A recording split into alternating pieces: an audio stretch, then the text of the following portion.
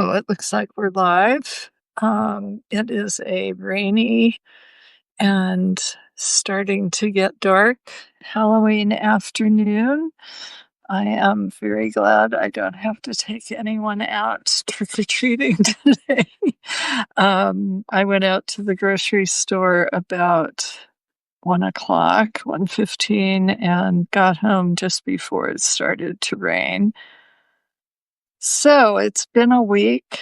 Um, I mean that, and I feel like I'm just lucky to have gotten through this one. Um, yeah, kind of topsy-turvy. And yeah, so on the good news, Mitch always says, like, "I've got good news, I've got bad news, I've got bad news." He never asks, like, what order I want things in. So I prefer bad news first, then good news, so that I end on a happy note. But he always gives me the good news first and then ends with the bad. So, good news, he has we're on the path to a diagnosis of what has been wrong with him for the past 18 months. And, looks like it's none of the horrible, dire things that they predicted it might be, and it is, in fact, a blocked salivary gland, and, probably not cancerous because he's had all kinds of blood tests and there've been no flags for that. So, it may be a mass that has to be removed, but, it's stealable, I think. Anyhow, so that's the good news. On the weird news side of that, he decided today that he would eat soft food so that he could see whether or not chewing made any difference. So, yeah, not sure what he's eating, but, not enough. Let's just say that. He did get to have a big bowl of ice cream for dessert at lunch. Um, and we did not end up going to Europe as planned. We would have left on Tuesday, but he's been so, um, kind of weak and tired that it just didn't seem like it made any sense, and I would rather not go than to go and have a bad time. Spent we've had 2 trips to Paris where he's been ill and really not that much fun. So we stayed home and, I just keep working, and it's been kind of a crazy week. Feels like a lot of pulls on my time, none of them in the direction that I wanted to go. Oof, just cracked my back. That felt good. Um, so I think I mentioned a couple of weeks ago that I was looking for this button. Oh, God. I knew exactly what it looked like. So I woke up the other morning and thought, I wonder if I used it in something. Well, it turned out that I had used it in this pin. It was sitting right here.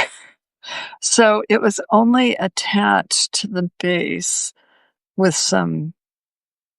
thread, some linen thread. And so I was able to cut it off. And I think this looks just fine without it. It goes on a very colorful piece. So, this little detail didn't need to be there. And so I found the button. It is plastic. I'm guessing it's from the 40s, and it was kind of grimy. So I put a little baking soda on it and rubbed the grime off of it. And I had made this triple I cord piece, and there's this loop to button it around. So it's like that. And here's my scarf that it goes with. And People always say, "How do you know how to do this?" And it's kind of like I just do it, and I don't really think about it. So, um, you see, I've got my keyboard up. It's perfect. Got a lot going on here, but isn't that cute? And I knew it was the perfect color.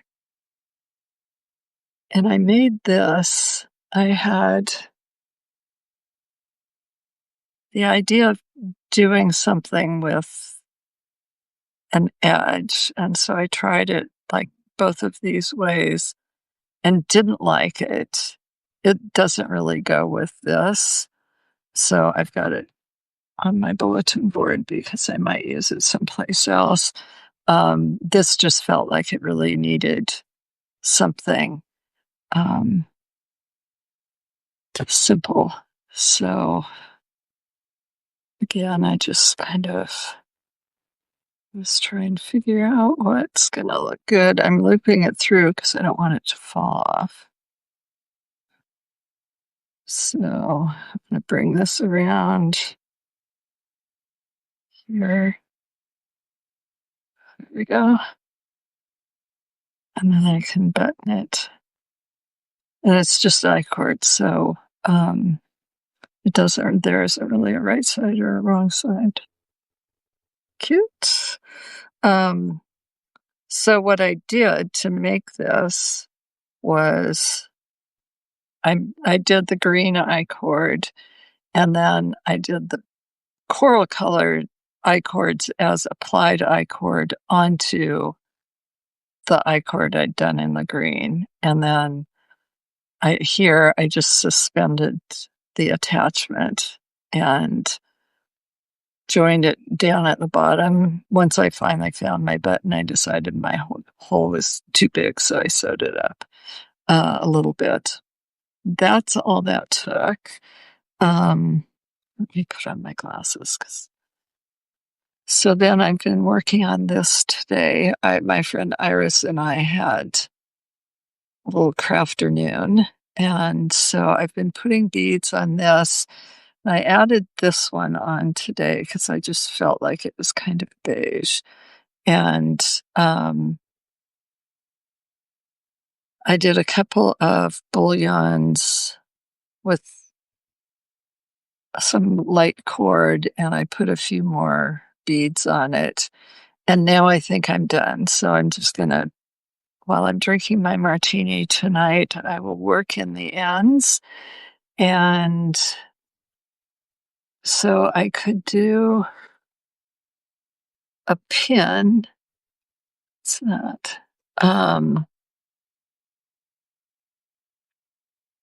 Like that. Or I can put a pin on it to just be attached to something. Um, and I believe this goes on the shawl that I shrunk when we were in Australia. So it doesn't really go with anything anymore. Um, and so I have a shawl that's coming out shortly, and this goes with it. And these are freshwater pearls that I stole from a necklace that I don't wear anymore. And so I'm thinking of making a pair of these and then just having them looped together so that I can wear it like that, which I think is going to be very cute. Don't fully have, so that this will go on the blank one. And then I've got two more buttons. One's this tiny one, and then a abalone one that's carved. So those are coming along nicely. I tend to work on them just in little fits and starts because I'm never really sure what I'm doing. They're completely play for me. So people have their hoods up. Ugh. Um, and I ate sauerkraut for lunch, and I'm so thirsty.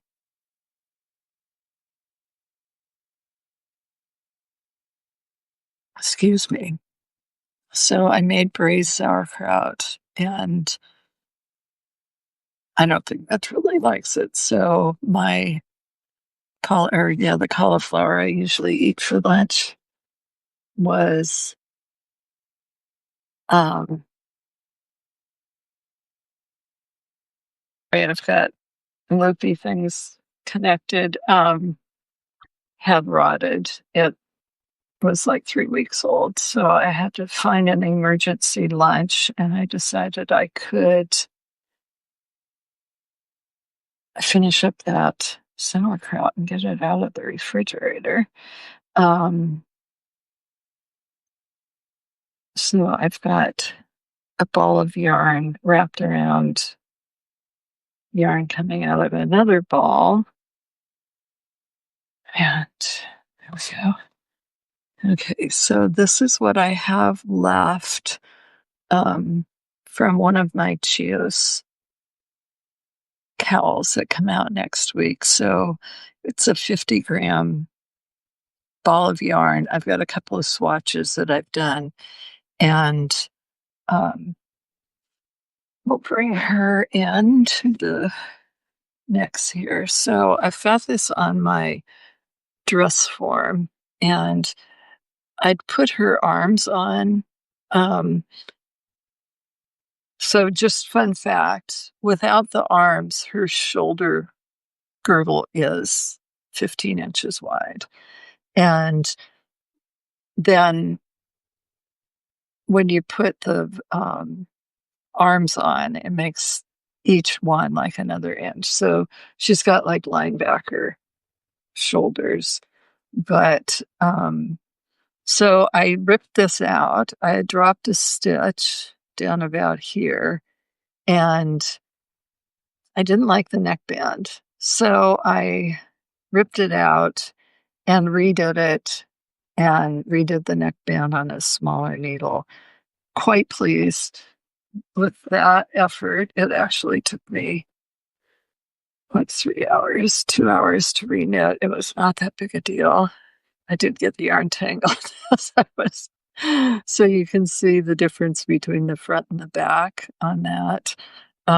So that's from the short rows. And I haven't steam blocked this yet. So the stitches that I replaced don't look quite the same as the others yet.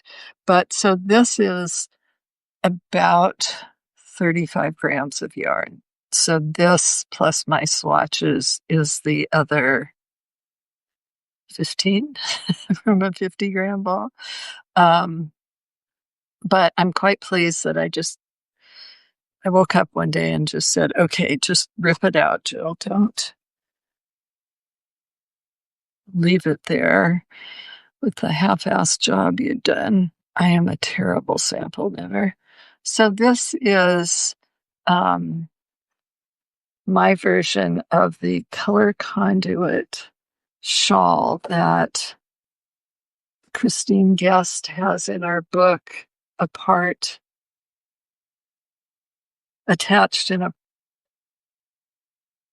So no, I'm not this guy, probably. Okay. So this is supposed to be more of a neck piece, a neck cowl, not a shawl. So that's seed stitch, and I've dropped all the edge stitches, and I did German shirts. So one side has a lot more loops than the other. And I may have to shorten this after blocking it. It's looking kind of more long, but we'll see once I get the whole thing. So then there's this one, which is going to fit around like this. And this has to match down here and come around.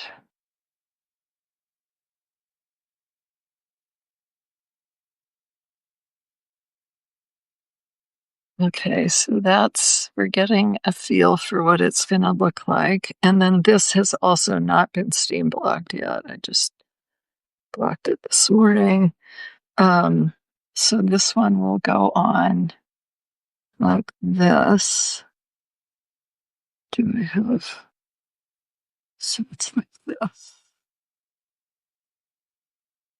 Oh, they may have knitted this one too long as well. This yarn, the rows really change. Let me block it, wet block it. So it'll open out, and so I think maybe that one has to go up there. And then I think I want to go like this and have this one. So I have to join all these loops on the edge, get joined to the opposite piece. So then this one, I want to go like that. This.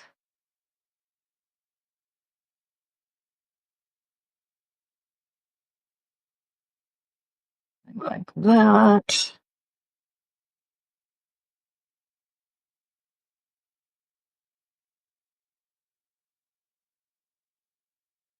So I either, since I've got the length, I may bring this more over here, but you kind of get the idea.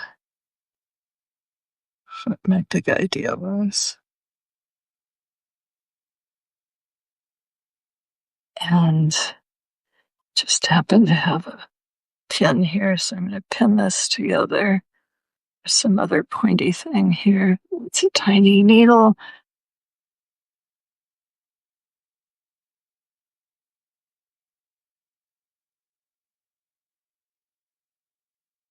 So I think it'll go like that.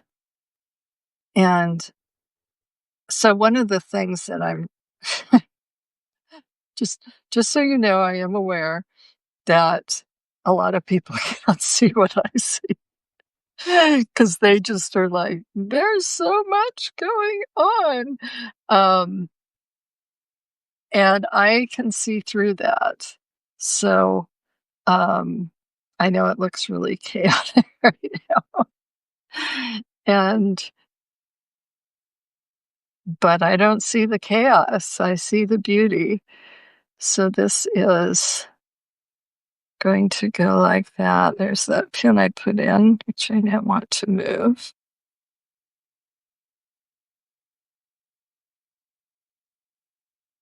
And so what this is telling me is that I'm going to have to, well, first of all, so I have to make any adjustments at this end. So I'm going to join these two pieces up to like this point. And then I'll do the same with these two pieces, and make any length adjustments I need here. Like, I think that's too long. But maybe once it's all joined together, it won't. I still think it's too long. So it needs to come up. I'd actually like it to be, I think, shorter and getting longer. So this one should probably start decreasing. And judging by my pin, I've got it upside down. But like about there, so I can rip that back. And yeah, I think it looks pretty cool. Get out of the light. And remember, all of these interior loops will be tamed when they're joined together, and it'll make just a kind of a crossed stitch attachment. So this I kind of had to put aside while I worked on the cowl, and I think that's really all I've done this week. I've been really tired, not sleeping well, as always. And so this piece is not going to be for the faint of heart. Um, and I probably shouldn't have put these two colors next to each other. Oh, but but I think for just a fun piece, it's really cool. Um, and as I'm sitting here looking at it, I am wondering if I should swap these two colors because I think this orange might look a little less wild if it's in between the two kind of rose colors. So this is what I love about design as kind of the refining process and knowing that the answer isn't always it's not always exactly how you envisioned it, and that, um, it takes time, that it's not always just that, like, you're gonna knock it out and get it right the first time. Um, there's many iterations to get to the perfect solution. So that's what I love about design and is just the process of feeling your way through. So like this piece that I'm wearing today, this is a long, um, wrap thing. And so it's actually a swatch for a sweater. And so I have worn it a lot with a piece of fabric, like a scarf going through it, and then I ruffle it up and just wear it around my neck. But this morning, I'm wearing this kind of odd piece, and that's kind of brightly colored, it's kind of a wild color combination. And so I thought, well, this will tone it down a little bit. And so instead of wearing it with the fabric through it, I just wrapped it around my neck. A student made this for me years ago. And so when I taught in San Francisco, um, we often had spouses of people who were on H-1B visas down in Silicon Valley. And so this was this lovely woman. I've been trying to remember all day whether she was Bengali. No, she came from Lucknow, India. And so this was 10 or 15 years ago. And, the people down in Silicon Valley were working hellacious hours. So I think she had lots of free time. Did a little pottery thing. But I always think of her um, and the reason I remembered that it was Lucknow was because I had named one of my pieces Lucknow and, you know, done a little research and found this place in India that seemed to bring together the concepts that I had in this piece. And so when she said she was from Lucknow, it was like, "Ooh, I know all about it." Um,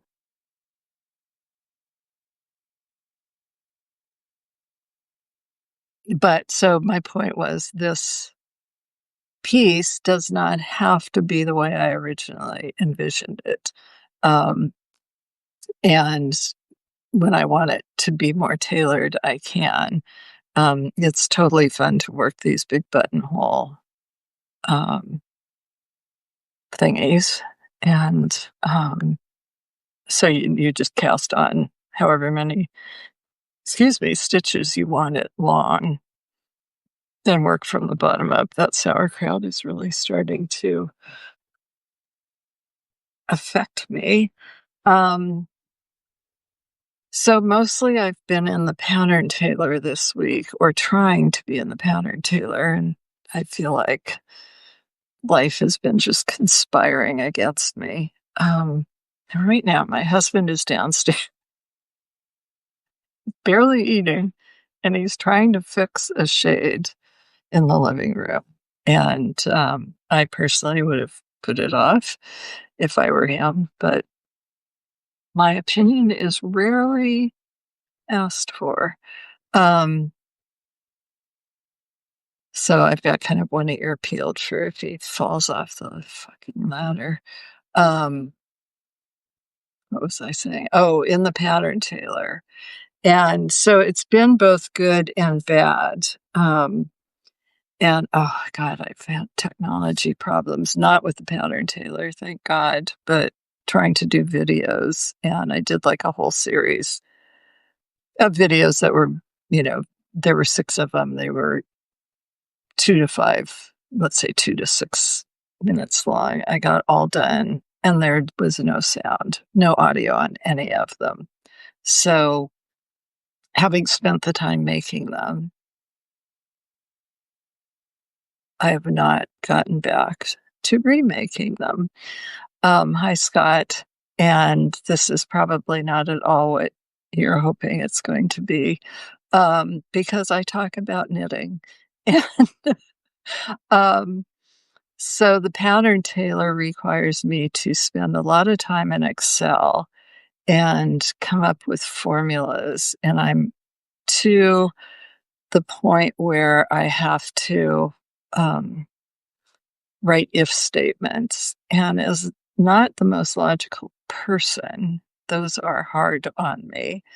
And um, my entire pattern is an if statement. If this or that. Do you want this? Do you want that? So I've got all of these ifs and nested ifs. And for someone who spends most of their time in creative thinking, Excel is not the happiest um, place for me. Okay, Scott. So I'm just going to be really honest here.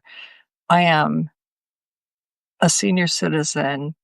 I am talking to you from Seattle, Washington, and I'm talking about knitting. Um, happy to have you here, but like, I don't need all those hearts from you. Um, So what I've found works really well for me in working in Excel is that, like, I just do one tiny little thing, and then I do something else for a few minutes, then I come back and I do the next tiny little thing, and then at the end of the day, I print out my spreadsheets and go through and see with my pattern and go through and see what I've forgotten, and it's surprising how many it's not actually surprising given that I'm not a straight ahead logical thinker, but like what I forget. And so then what I have to figure out and put in. And I have 2 sheets, one sheet where I aggregate everything, which is what the PHP server looks at. And then the sheet where I do all of the calculations. And so I'm going back and forth between those 2 sheets, and I'm not really good at that sort of thing. So at the end of the day, like having 2 printed out versions, and I go, okay, so this question goes with this part of the spreadsheet, and this part goes with here. Oh, it's it's a lot. Is all I can say. And so you can work this cowl going up or going down. So I figure everything out going one direction, and then I have to reverse it. And so everything is the same except the order.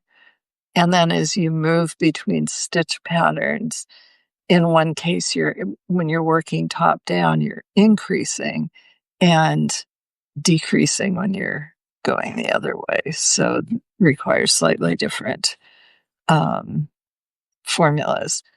But so that's what I've been mostly working on this week. And part of what the pattern tailor does, because you can put in your own measurements, you can use whatever size yarn you want to use, and needle size that works with your yarn, is I have to think about, like, okay, so what conceivable things could happen here?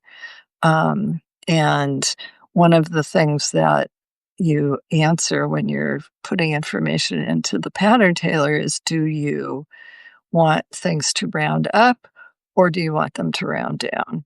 And in most of the cowl, it doesn't make a lot of difference. It's like 2 stitches either way, except in the twisted trio rib pattern, it's a 7-stitch repeat. So the difference in rounding can be the equivalent of 7 stitches. So then I have to put in, like, if you get these 2 answers and the rounding down one is more than a half of an inch less, then don't use it. Um, it's a lot. Um, and so that's mostly what I've been working on. Of course, then I find things that are wrong with the written pattern, mostly just, formatting things and a few typos here and there. And so it will all end up going back to the tech editor. Um, but I'm in pretty good shape, I think. But I'm going to have to work all weekend. Um, and it's Friday here. It's Halloween, and we will not get any trick-or-treaters. We live in a series of 4 townhouses, and we're all old. So I think people mostly trick-or-treat to people that they know, or there are different neighborhoods that big make a big to-do about Halloween. So then you go to those neighborhoods, and I saw on Nextdoor that you could put your name on a list. So I guess people would know that you were kid friendly. Um, I quit doing Halloween when we lived in San Francisco. And, in San Francisco, all the homes are narrow and they're built right next to each other. And so our house was built into the side of a hill. And so you entered the garage and entryway, and then you went upstairs, and there was like a office suite. And then you went up to the next floor, and there were a couple of bedrooms and a bathroom and laundry room. And then you finally got to the main floor, which had the kitchen and the dining room, living room. And then above that was the master bedroom. So I did not give out candy because I was not going down 3 flights of stairs to give kids candy. But there was a neighborhood 2 blocks in our neighborhood that did the whole Halloween thing, and everybody from all over the city came. So nobody ever came to our house. Maybe once or twice the doorbell was rung. And so here I expect I will be closing my French shades. Our living room is off the street. It's on the back end of our townhouse. And I will be sitting back there drinking my martini and watching TV and knitting. So I think that's about all I have this week. It's been a long week. They are all long. Um, which is both good and bad. And they're only long in that I have less energy than I used to have. So, by the time I've put in a week of working and running errands and that sort of thing, I'm kinda done by Friday. So I think I will just say happy Halloween, and thanks so much for coming.